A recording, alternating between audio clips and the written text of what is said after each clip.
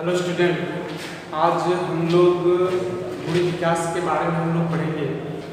पिछले वीडियो में हमने देखा कि किस तरीके से मेल गैमेट और फीमेल गैमेट अप्लाइड नंबर में और फिर फीमेल गैमेट अप्लाइड नंबर में दोनों आपस में मिले 2n डिप्लॉइड स्टेज हुआ और इससे दोनों के मिलने से, दोनों मेल गैमेट और फीमेल गैमेट के मिलने से जाइगोट का निर्माण हुआ।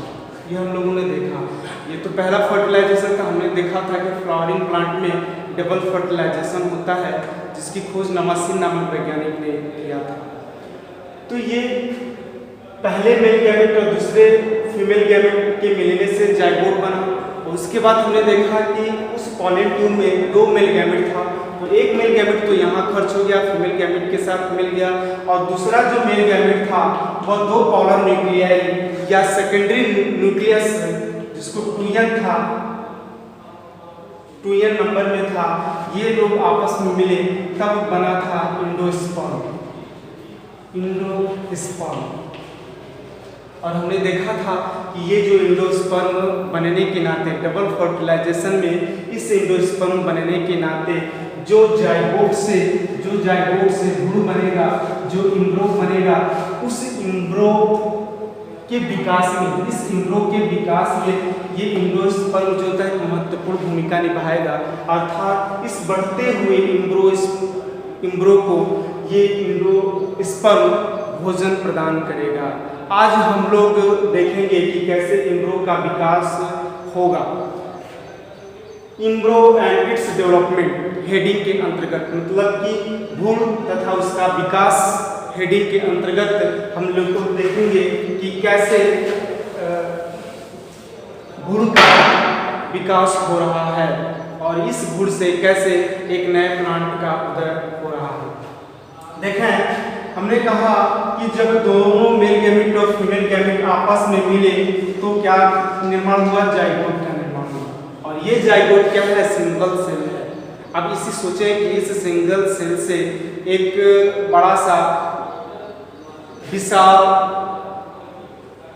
वृक्ष का निर्माण होने वाला है। ऐसा नहीं है कि केवल सिंगल सेल से, केवल प्लांट में ही जो होता है सिंगल सेल से वृक्ष का निर्माण हो जाता है, एक विशाल वृक्ष का निर्माण हो जाता है। नहीं, मनुष्य का भी जो है, मनुष्य के शरीर का भी निर्माण जो होता है केवल एक सिंगल सेल यानी जाइगोट से ही निर्माण होता है। देखें, ये जो जाइगोट है इसमें अनुप्रस्थ विभाजन होगा और अनुप्रस्थ विभाजन के फलस्वरूप यहाँ 2 सेल का निर्माण होगा। नीचे की तरफ को हम बोलेंगे एम्ब्रायनल सेल और ऊपर की सेल को हम बोलेंगे सस्पेंसर सेल। अब देखें, अब इसमें जो डिवीजन है, चूंकि अब इस जाइगोट से केवल एक सिंगल सेल से 2 सेल का निर्माण हुआ, नीचे वाले को एम्ब्रायनल सेल, ऊपर वाले को सस्पेंसर सेल। अब इस एम्ब्रायनल सेल में वर्टिकल विभाजन और फिर इसमें अनुप्रस्थ विभाजन होगा। देखें, स्ट्रक्चर ऐसे बनेगा।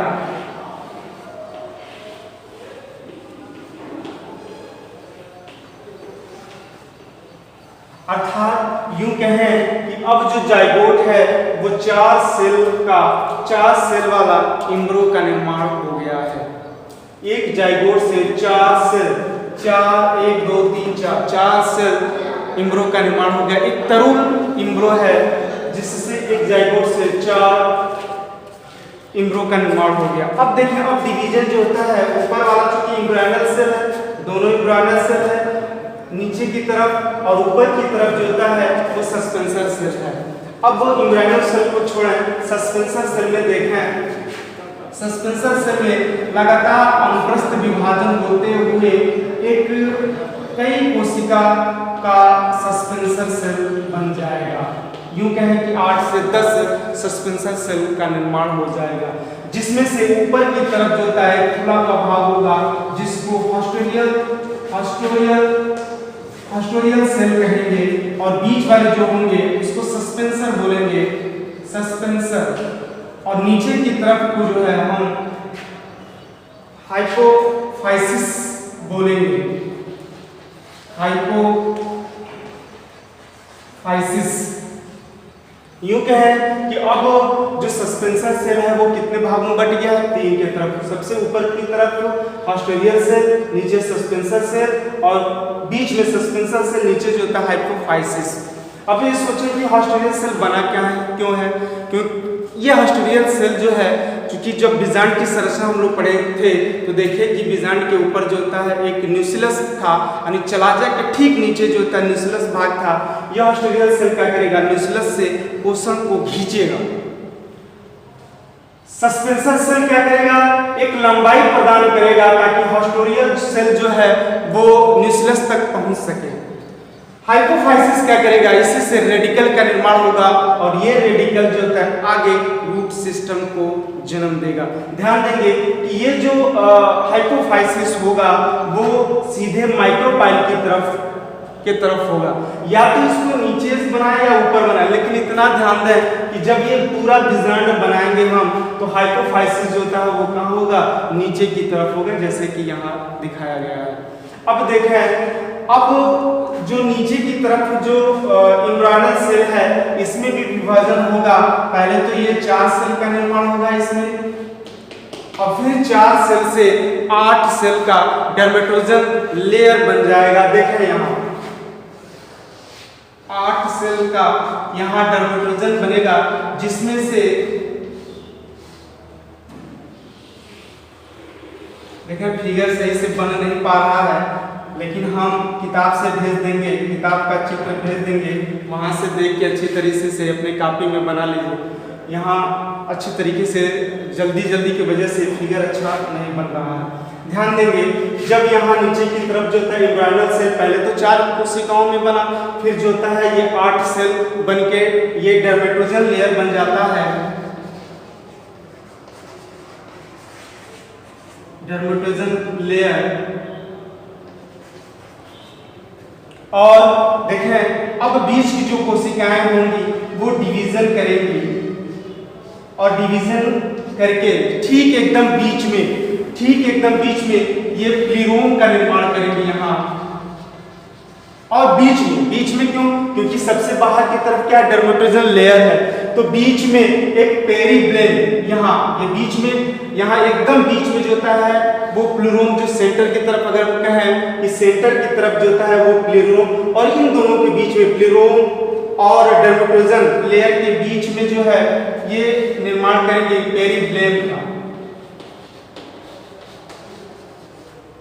पेरीब्लेम का।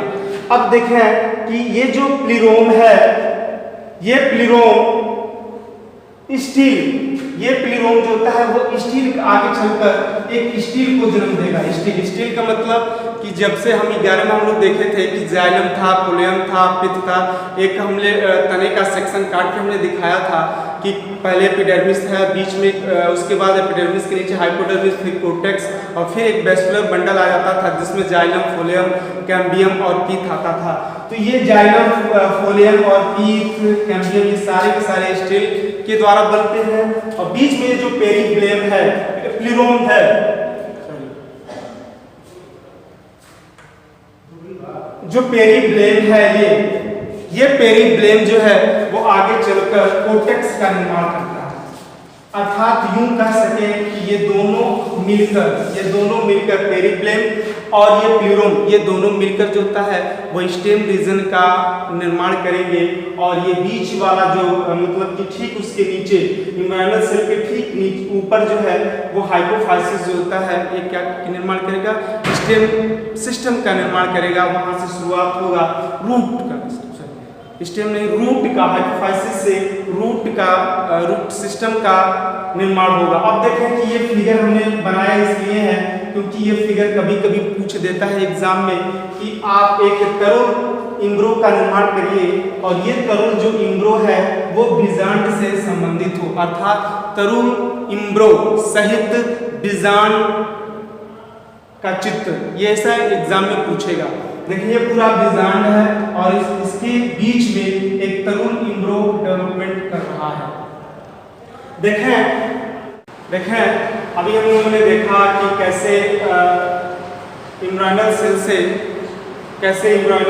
से 4 से 8 डर्मेटोजन लेयर बनती है। फिर बीच की जो कोशिकाएं डिवीजन करके एक पेरीब्लेम और प्लूरोम बनाती है, जिसमें से पेरीब्लेम जो होता है वो कोर्टेक्स का निर्माण करती है और ये प्लूरोम जो है प्लूरोम स्टील का निर्माण करती है। और इस स्टील में जाइलम है, फ्लोएम है, पित्त है, अर्थात यूँ कह सकते हैं कि ये पेरीब्लेम और प्लूरोम ये दोनों के जो है वो स्टेम का निर्माण करेंगे आगे चलकर। और ये जो हमने कहा था कि सबसे नीचे वाली जो हाइपोफाइसिस लेयर है, ये हाइपोफाइसिस लेयर जो था वो रेडिकल का निर्माण करता है, जो आगे चलकर इसी रेडिकल से रूट का निर्माण होता है। अब ये जो सारी कोशिकाएं हैं, एम्ब्रायनल जो सेल हैं, सारे के सारे ये जितने भी एम्ब्रायनल सेल से जो भी निर्मित हुई हैं, वो आगे चलकर एक हृदय आकार का स्ट्रक्चर बना लेते हैं। और ये जो बीच की जो संरचना जो दिख रही है, थोड़ा सा कटी हुई संरचना दिखती है, उसी को हम लोग कॉटिलेडॉन, बीजपत्र कॉटिलेडॉन्स का निर्माण होता है। जैसे हमने लोगों ने कहा था कि जैसे एक बीजपत्री होता है, द्विबीजपत्री होता है, तो फिलहाल यहाँ द्विबीजपत्री का निर्माण हुआ है, 2 कॉटिलेडॉन्स का निर्माण हुआ है। अब इस जो पूरा डेवलपमेंट था हम लोगों में, अब अगर हम ओव्यूल की संरचना में देखें, डिजाइन में अगर हम देखें तो ऐसे दिखाई देगा। ये जो संरचना है अभी हमने बताया था, यहाँ ये तरुण इम्ब्रो है और ये पूरा डिजाइन है। हमने ये कहा था कि जो हाइपोफाइसिस होगा वो माइक्रोफाइल की तरफ होगा, और यूँ क्या है कि यह हाइपोफाइसिस है, अर्थात ये पूरा का पूरा जो होता है आगे चलकर एक रूट सिस्टम को, रूट जो रीजन हो, रूट सिस्टम का डेवलपमेंट करेगा।